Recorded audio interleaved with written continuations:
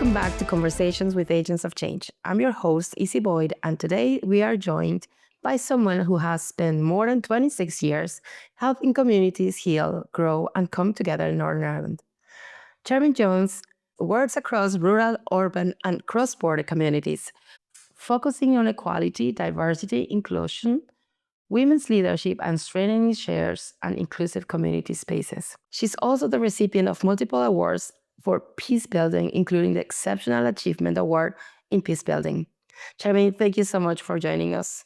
Thank you for having me. We're thrilled to have you here. You've dedicated a huge part of your life to bring communities together, and I know listeners will really connect with your story. Let's start at the beginning. You have some experience in community development and peacebuilding, so what first drew you into this work? I think it was because I was born in 1976, so right in the heart of the Troubles. So I didn't know the before story of Northern Ireland. And I was born and I was reared in a very, very divided town in Portadown. So from the age of about 5 or 6 right up until I was about 19, most of my childhood was either seeing interface violence. I lived in a town that was bombed. Different members of different political parties and things were always out on the streets speaking. Some police officers got shot. Members of the community were killed.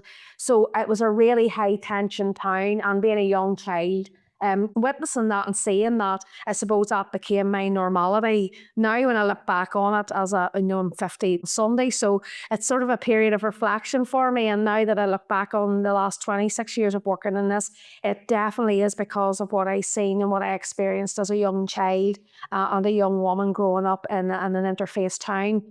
In saying that, the normality of it was that I did have a lovely family unit and friends. I did have a nice social life. I did go to school and lived a very normal life, but really what you've seen and what you witnessed as a community, really no child should have seen. So I suppose as I got older, I didn't ever think I would end up doing this. Mm-hmm. I thought that I was going to end up doing something in advertising and marketing, and that's where I ended up moving towards. But once I graduated, a job came up in the community centre in the area that I lived, and I was asked would I be interested in it, and I said I know nothing about community development. Like, what is this concept? I was born and reared in a loyalist housing estate, so community development, it was not something that was taught to you. Community activism was not something that at that time loyalist people did.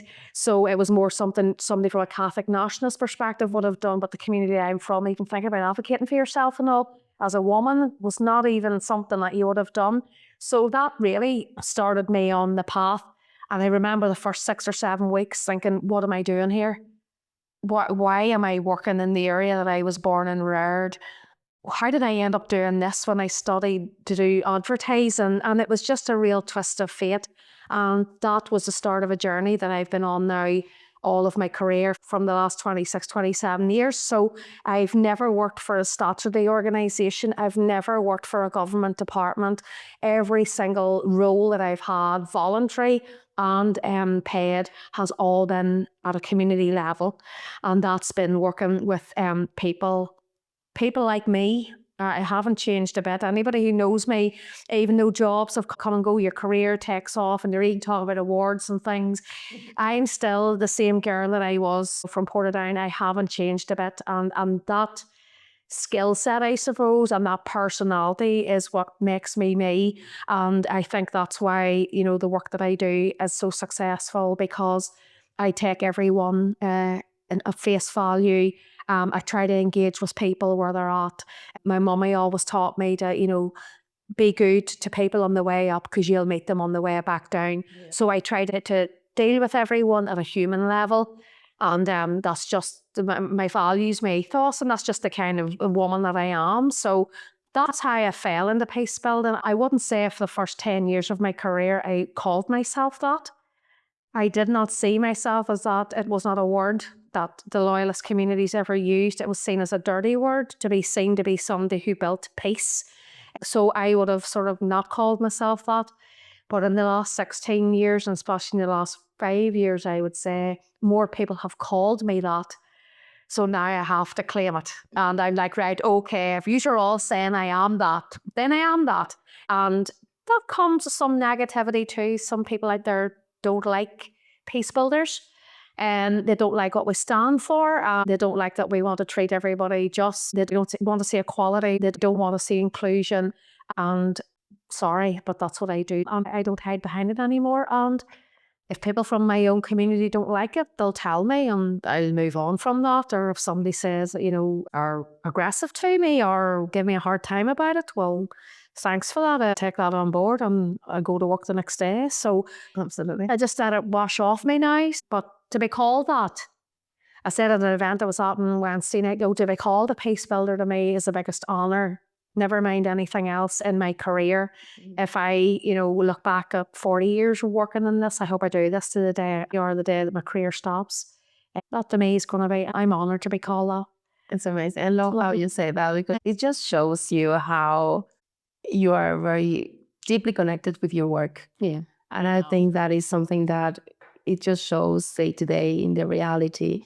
And it's not abstract, it's something you live and you experience. And it's a very long time commitment. So I really, really feel touched by that. And I love it. It is a long time commitment. Yes. And especially when you said, I haven't worked in anything else but these, it just shows how deep that core belief is. Like, yeah, I'm in the right path. It's right in my soul. My children, even they're 21 and 19, and now that they're older, they've known me as nothing else. And now when they're older, young women reflecting back on me, even last night, my daughter was talking to me about, Mum, you do take on, or you are this mediator role, this conflict resolution kind of woman. And I understand why everybody comes to you with their problems because they want you to support them. And so I'm seeing myself being reflected back on me through my own two children. And then I'm sort of sitting back and going, that is a natural role that I do. And is it any wonder I do what I do? And my husband will say to me all the time, you care passionately,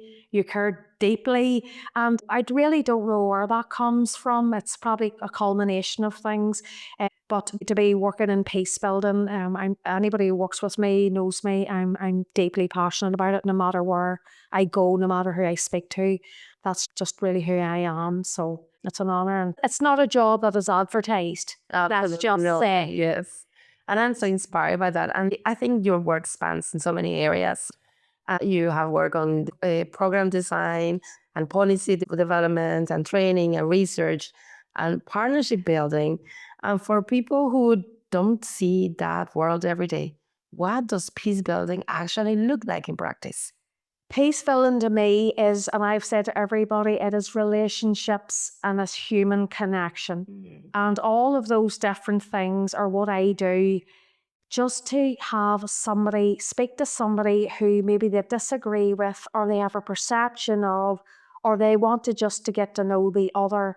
And it is just, I say to people at this most core, basic level, it's non-violent conversations with somebody who maybe is different from you or has a different perspective from you, no matter if it's religious, cultural, or whatever.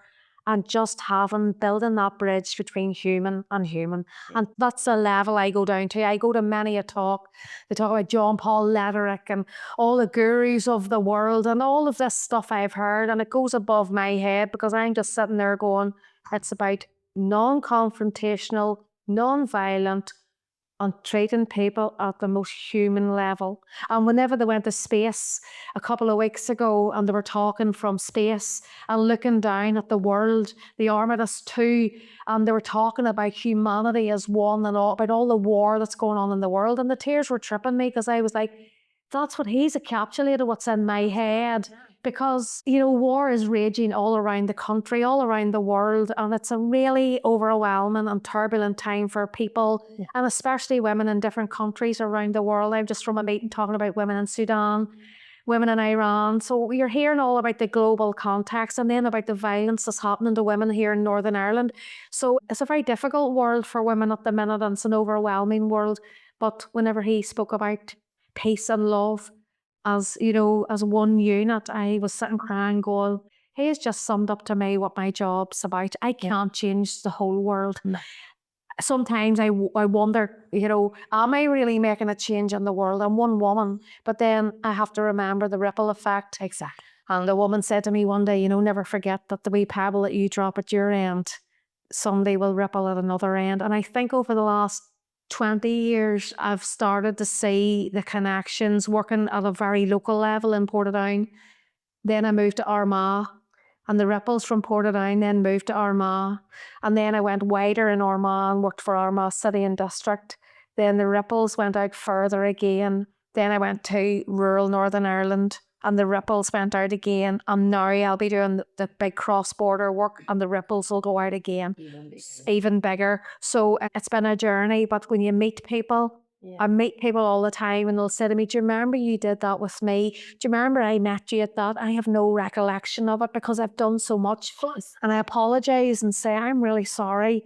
I know what you're talking about, but I meet so many people in a week and I'm trying my best to remember you, but I always apologise and go sincere. But they remember me and what they did with me. So I sort of go, right, okay. Right, there is a ripple. Yes. And you can't change a whole society. I can't change a whole society. I can't make people all think the same way. It wouldn't be fair of me to do that. Everybody has their own right to their own view and perspective. But if I can drop a wee ripple here and it ripples over there, well, you have to go, okay. And it makes so much sense because people often think about peace building as something that is very, I would say that is very formal or political, but in truth, it's the way you have explained that it's about people, it's about how the connections, how do you lower all that complexity into something that is, okay, let's talk in terms that are understandable for you and for me without all the outside noise. And that's how I seen peace building was political. Peace building for me was always, even as a child growing up, it was all around the John Majors of the world, the Tony Blairs of the world, the Margaret Thatchers of the world. It was all very about UK government, British government. It was all that kind of, American coming in, George Mitchell coming in and negotiating the Good Friday Agreement. For me, that was peace building. And as a younger woman, didn't want anything to do with it, didn't know anything about it, didn't really care anything about it because my world was a housing estate in Portadown and that's where I lived and breathed. And I suppose the more that I've done, I've had to unpack all of that because peace building for me every day is politics with a small p. It's about your quality of life. And here, if we go back to violent times again, all our quality of life issues will be affected by that. So when I'm working with women and they'll go, but peace building, but for me, that's all around, signing agreements and negotiations and whatever. And I go, no, peace is politics with a small p. If a riot or somebody got murdered or whatever, or a bomb set off tomorrow morning, think of all the things around you that would be affected. Education, your housing, your schools. It's politics with a very small p, and that's where my rule's not at the political system. Yeah, People focused. grounded, and it just feels like it's hopeful. Yeah, have to be hopeful as well. You have to be. You wouldn't keep doing this. So, well, you do a lot of work specifically around women. Yeah. I know a women's leadership, a rural community empowerment, and democratic participation. Yes.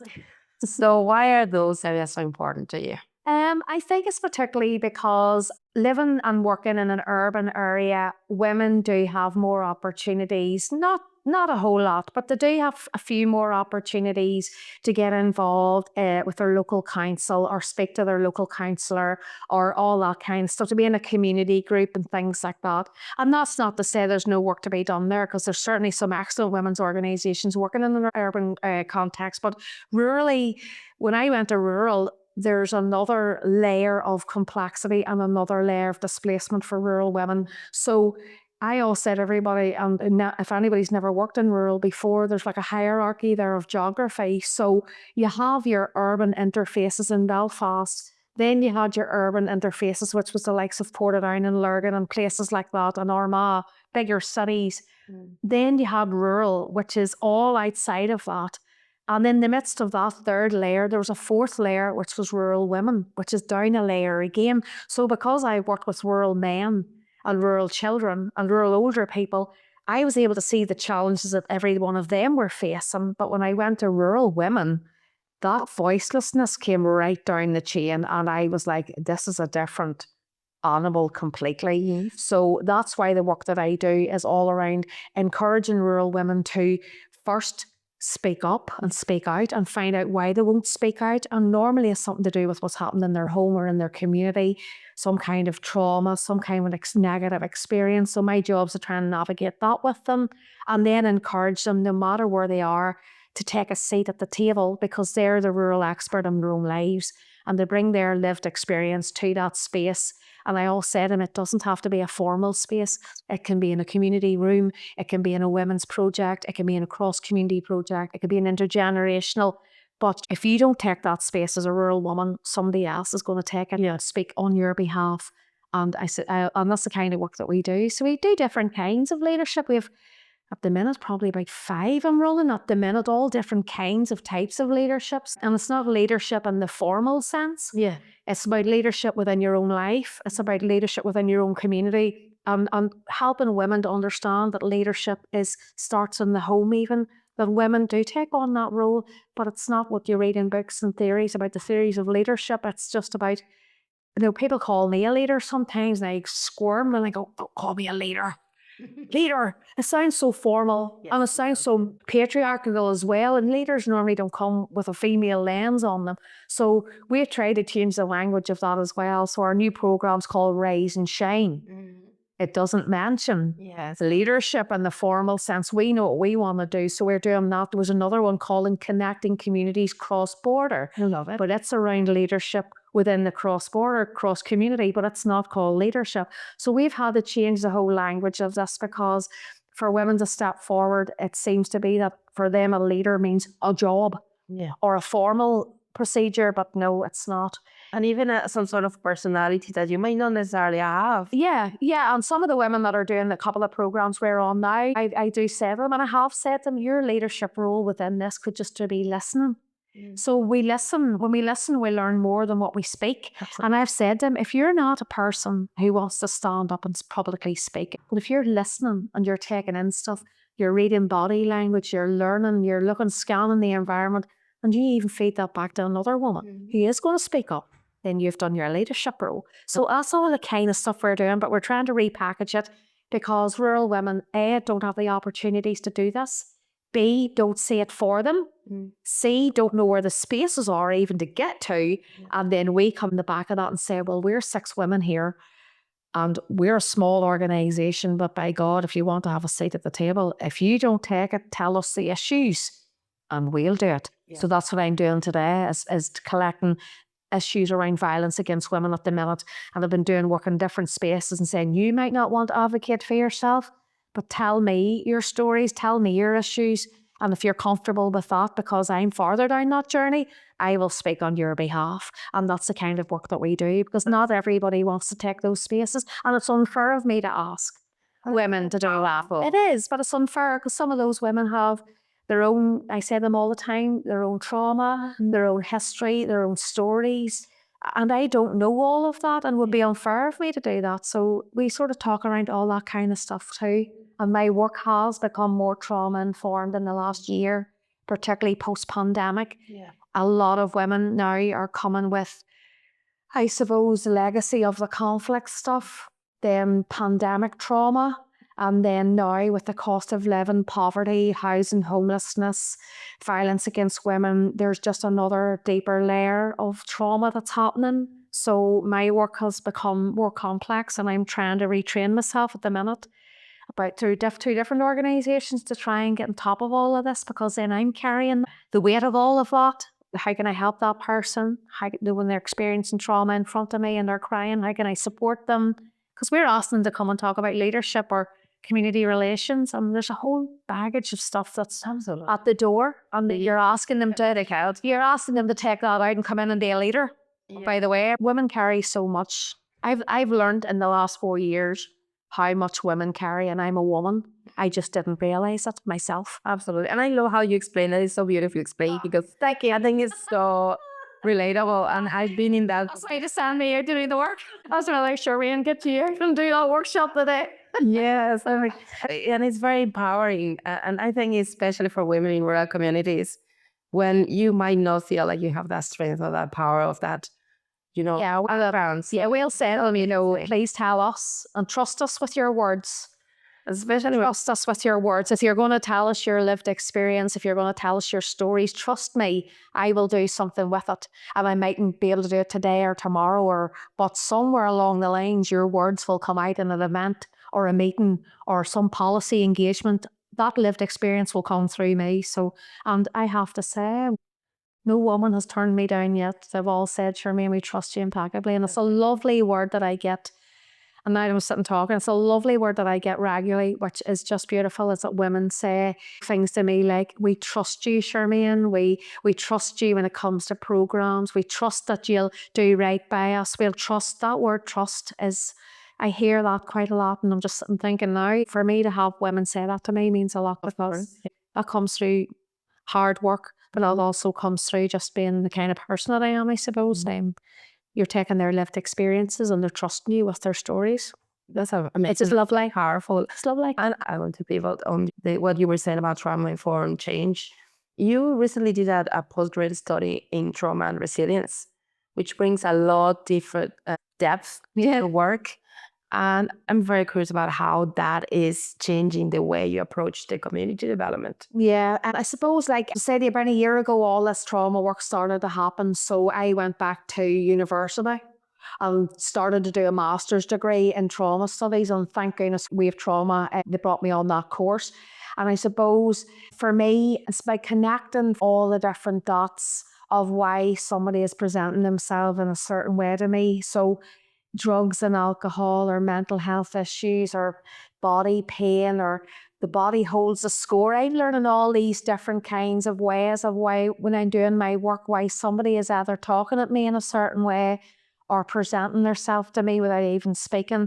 And I said to the girl this morning, Cara Mila, where I'm involved in a practitioners thing at the minute about, trying to help shape trauma-informed peacebuilding work going forward.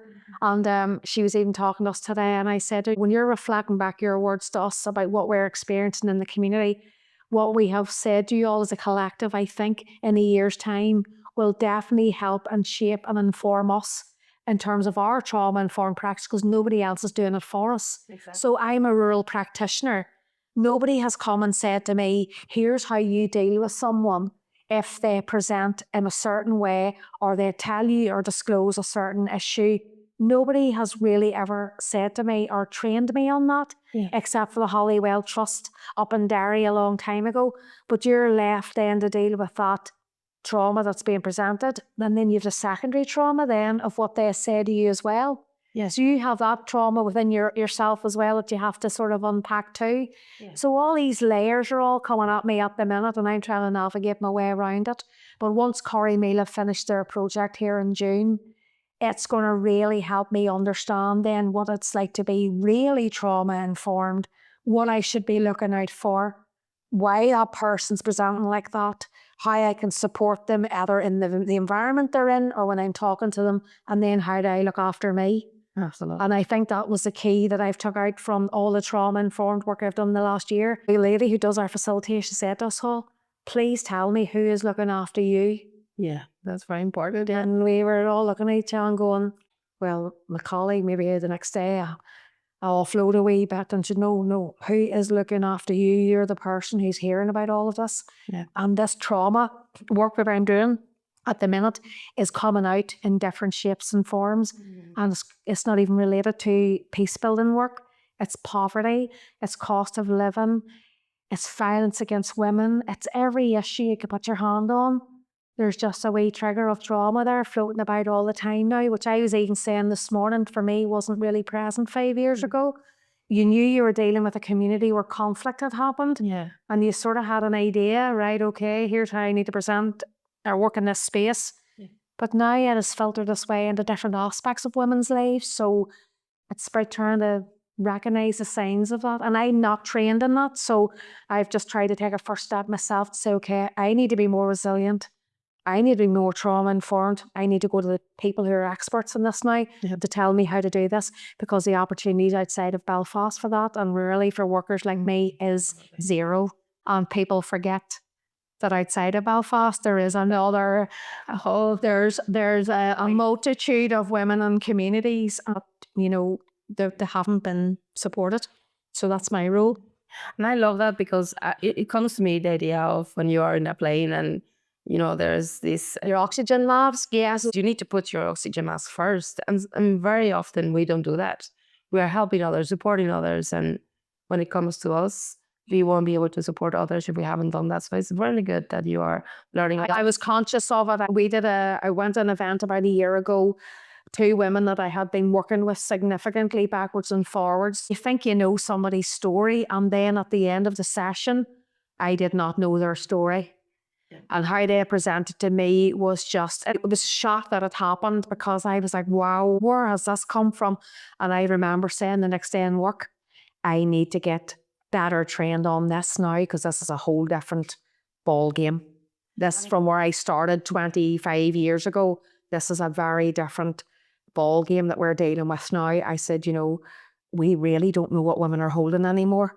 So I just did that myself. I just took myself and did all this kind of stuff, because I knew the opportunities really weren't going to come to me. Yeah. So I reached out to Wave Trauma, reached out to Corrymula, and they were like, absolutely.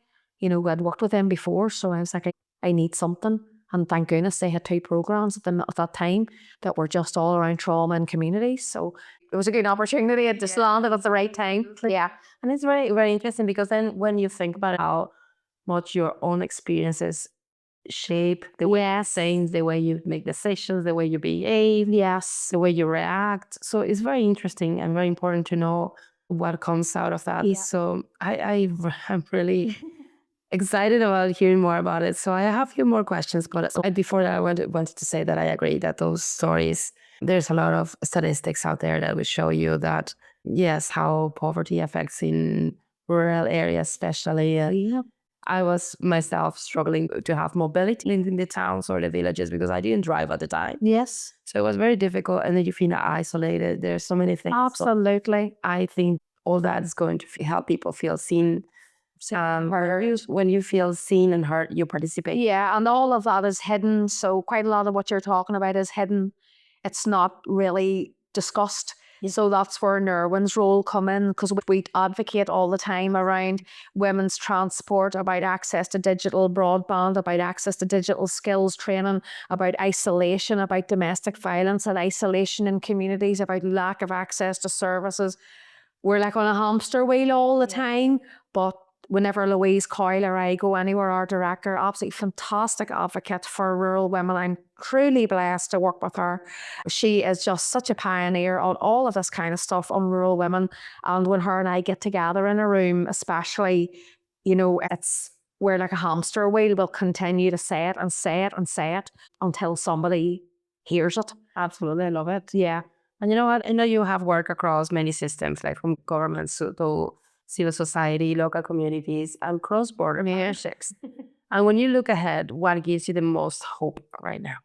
Well, I think the project that I'm about to undertake, maximising community spaces, is something that's really exciting to me. We're launching it next week, and it's going to be working in 10 communities north and south of the border, which is something that I haven't done for a while. And I'm really looking forward to that cross-border connection again, because for Nerwin also, they've dipped their toes backwards and forwards in that kind of work with different smaller projects. But this is a bigger programme that we're going to be doing. The community spaces that come forward can be anything from a group that is working in out of a small library, a community centre, a community hub, a hall, a church. We don't know who the 10 are that are going to come forward. So that's really exciting, because these might be 10 new groups of people that I've never met. Yeah. So that's good. And then we've got the opportunity there to go in and work with them on a one-to-one, to help train them, to help them look at their community space, to look at the environment around them, to say who's not coming here. Why are your doors closed? Who's not accessing this building? Who are you not connecting with?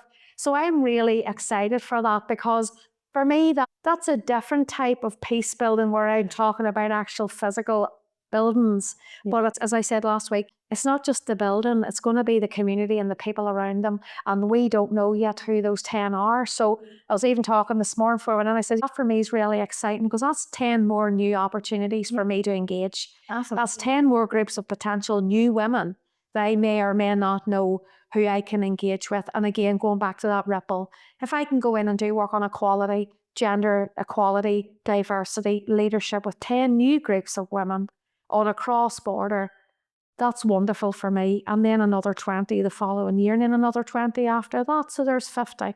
So that's for me is really exciting at the minute. And I just think for future generations and things like that as well, I think if we don't show leadership and hope, if I go into every meeting negative, if I go into every situation negative, then nobody in that room is going to come out with hope. And I do remind people, like, compared to the childhood I had, yes, things are not good in Stormont. Yes, things are not good for women. Yes, things are not good for cost of living. But compared to 30 years ago, just for a minute, reflect your head back to that situation. And did you ever think that we would get to a peace agreement? The answer was no. And we did do it. So it's relative peace, and just let's not forget that journey either. So a lot of my work has been in the last, from the signing of the Good Friday Agreement was 25 years ago, I think 2 years ago. A lot of my work around then was going back to remind women of the role that the Women's Coalition all played and the role that women have played in peace building, and to not forget that story and bring that back into the open narrative again. Say, okay, these women did all of this, and without them, the Good Friday Agreement might never have been signed, but they were written out of history. Yeah. And 10 or 15 years went past where nobody really knew about the role of women in peace building, but they were doing it. Yeah. And here's who they all were. Now look who's doing it now. It's all of us. We're the generation below them. We're all doing it now. And now let's get ready for the next generation below us. So that's the kind of work that I've been doing in the last 2 or 3 years, is reflecting back.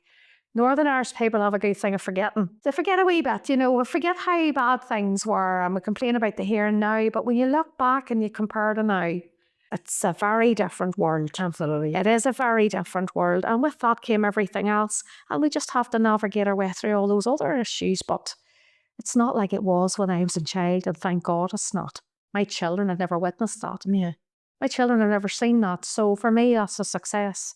Their families have never seen that. Their friends have never seen that.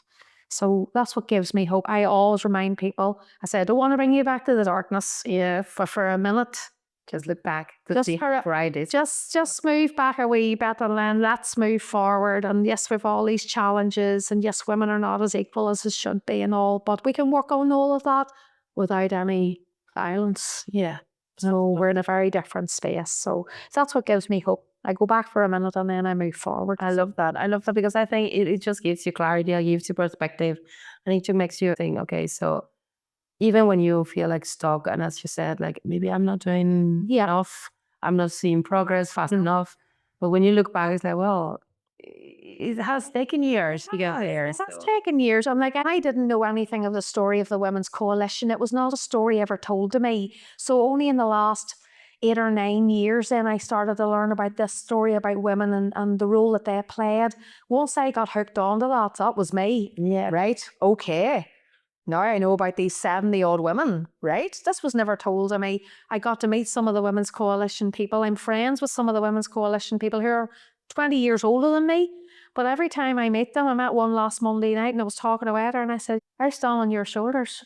And she put her arm around me like I says, it's your turn now, Charmain. So these women all know that my generation's coming below them, and I take responsibility for that, and I take it very seriously. Yes. Because I am standing on those people who have made history. Yeah. You see them, you can see them in the history. And I owe them, right? I can see them on the internet, you can see them in the books, but I know some of them now, and I'm friends with some of them and care deeply about some of them. But their job now, they're feeling is nearly, they're starting to retire or they're pulling back a wee bit, but they're still very active. But they're now saying to me and other women at my age, like the Louise and other people who's doing this in urban areas as well. I know many wonderful women doing this across rural and urban Northern Ireland. But we're standing on their shoulders now. So, and I have a responsibility that when I get to 70, hopefully I'll put my arm around a 50-year-old or a 30-year-old or a 40-year-old and say, right, my job's now done. I'll do a voluntary and I'll still have my toes in, but now it's your job now.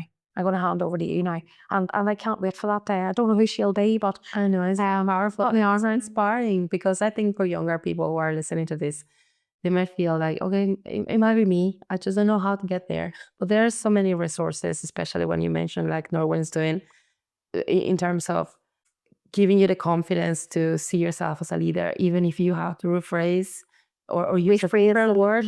Yeah, but in order to feel like, yes, I'm capable, I'm enough, and I have the power within me to do things. And it doesn't have to be peace building in the sense that I'm doing. You might end up falling into that at some stage or whatever. But as I say, it can be peace building with the small p. It can be advocating on any of those quality of life issues, no matter what you're interested in, whether it's climate, because climate affects peace. Absolutely. Whether it's violence against women, because that affects peace. It doesn't matter if it's about schools and education, because somewhere down the line there will be talking about peace. So it doesn't really matter what the issue is. It's just about for young women. And I really love meeting young women. I love talking to young women, because I said, and the opportunities you have now to learn to advocate for yourselves was never, ever granted to me. Yeah.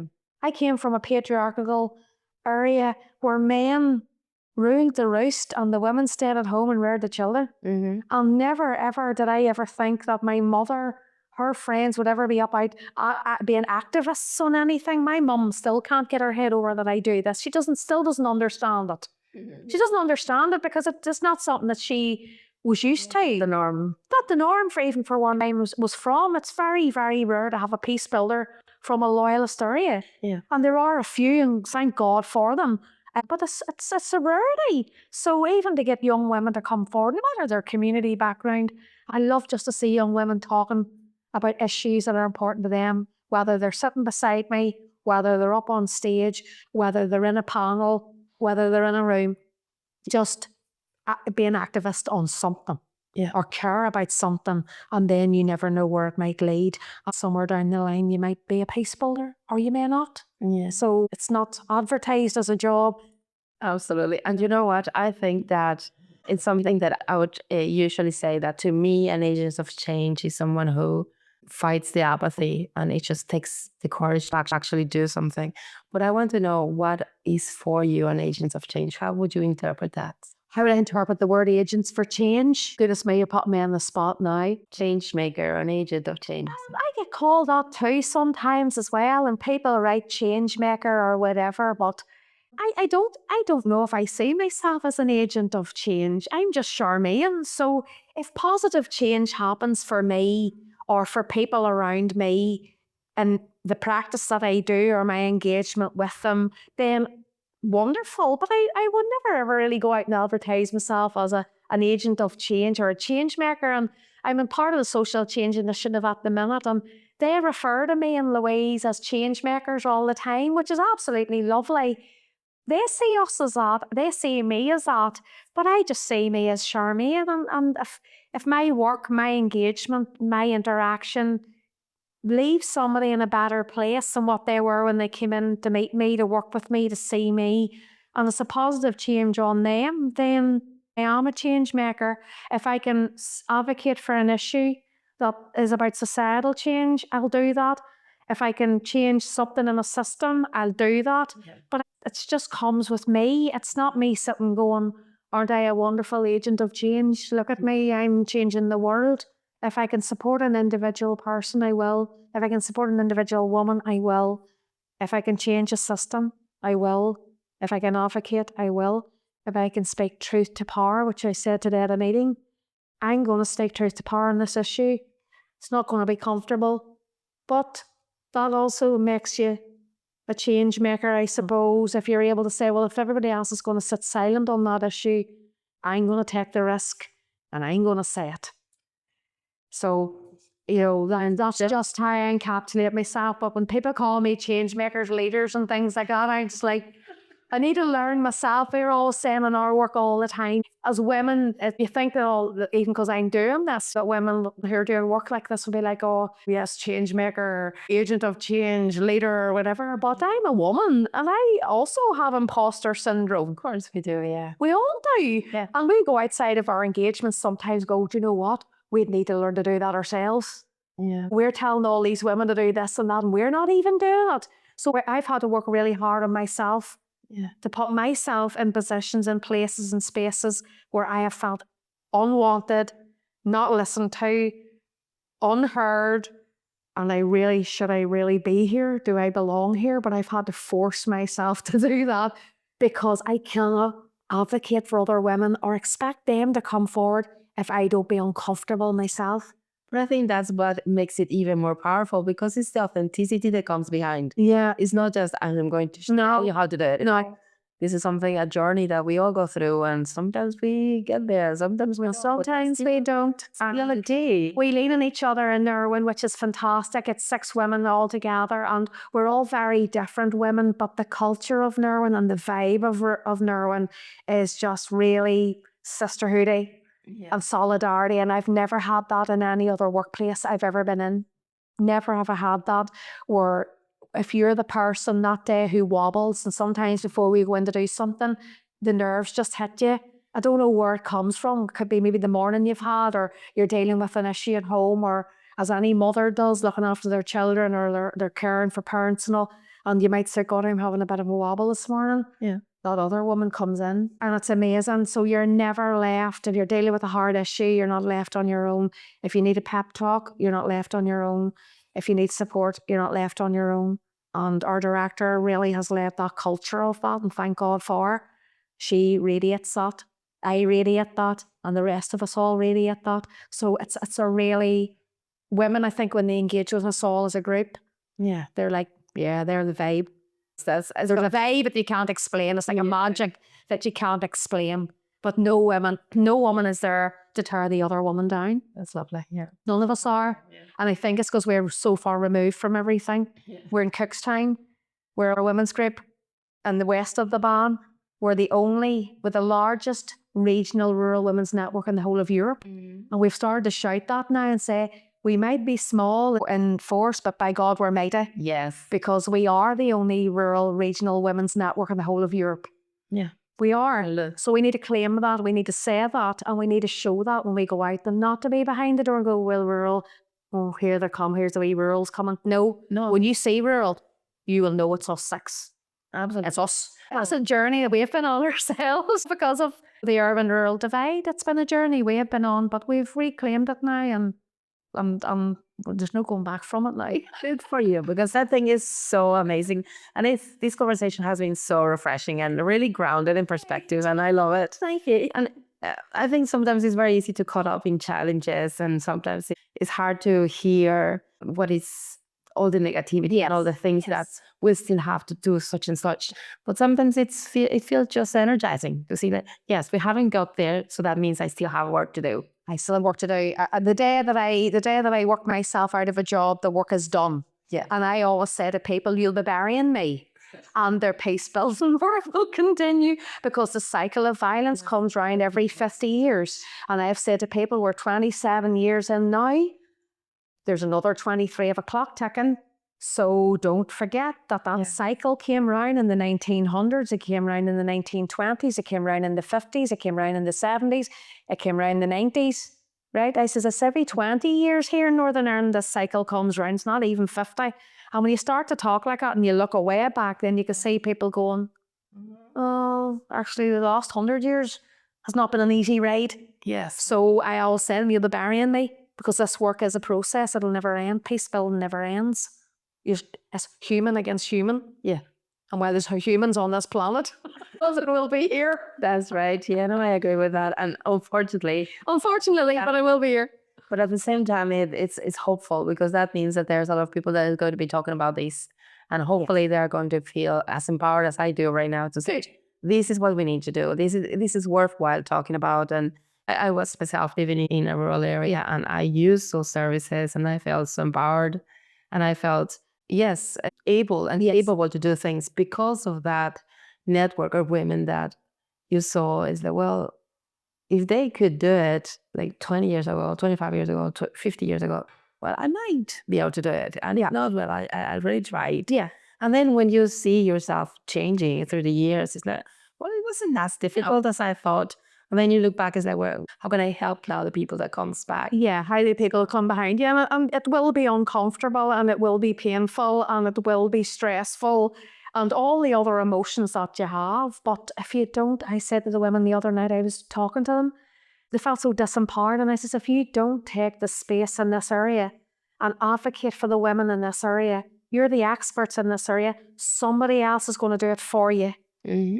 And they're not going to tell your truth. Absolutely. And I could see the women looking at me, and I goes, even if one of you steps forward. Yeah.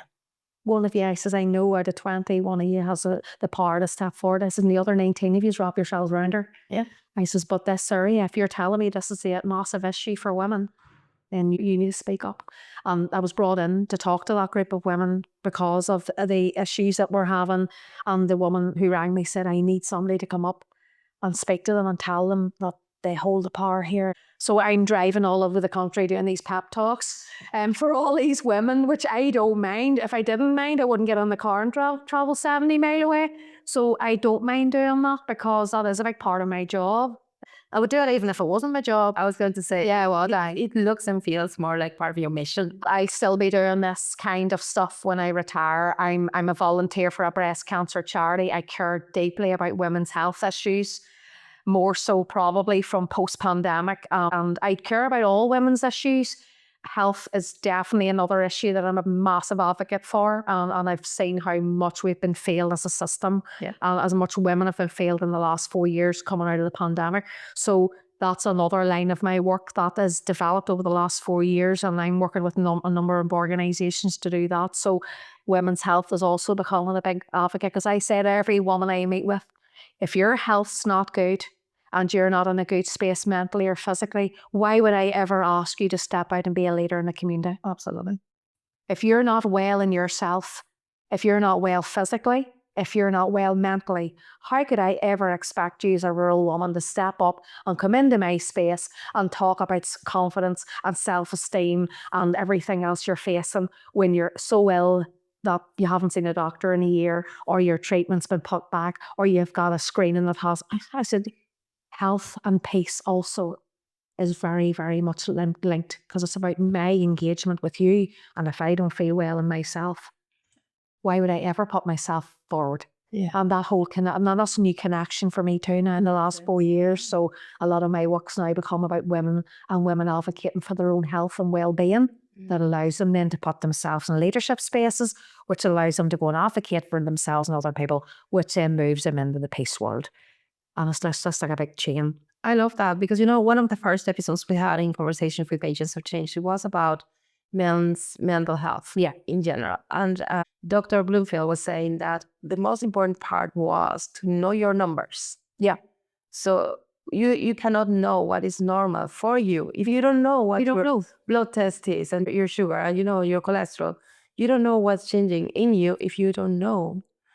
So I think it's very important that us women look after ourselves and know our numbers in terms of... And everything else that you're carrying. Siobhan Harding from Women's Support Network, a great girl who works with me as well. She done a big piece of research around caring responsibilities of women and the cost of the pandemic on women and how much they carried and how much ill health came from those responsibilities before you even put yourself in a community space or a leadership role. So if you're looking after parents, if you're looking after children maybe with neurodiverse needs or disability, so if you're caught up in all of that as a carer, and then I'm asking you to come into my world and you've all this other, and the same with the pandemic, homeschooling, feeding, working, shielding.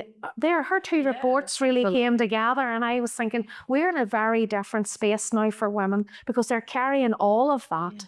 And I carry all of that, and I'm sure you do too. Mm-hmm. If you sat down and thought about what roles you have in a day, and what you do in a day, and the emotional load, never mind the physical load of all of that, and you're working, you know, and then I'm asking you to go out and be a peace builder. Yeah. So that health world has all come into my world as well, about looking after yourself and your own, advocating for your own health and well-being to become a leader in the community or in your own family or whatever. Because if you can advocate for your own health at the minute, I say to women, you're on a good step towards peace building. Absolutely. Because most women, that's their first advocacy experience, and it goes very negative. Yeah. When they see their GP and advocate for themselves, they mostly come away thinking, well, I wasn't heard, seen, so why would I even go and do that? Yeah. So that's where my whole world is all changing, and that's exciting too. It is exciting, and I'm just so proud of you. I think it's really good.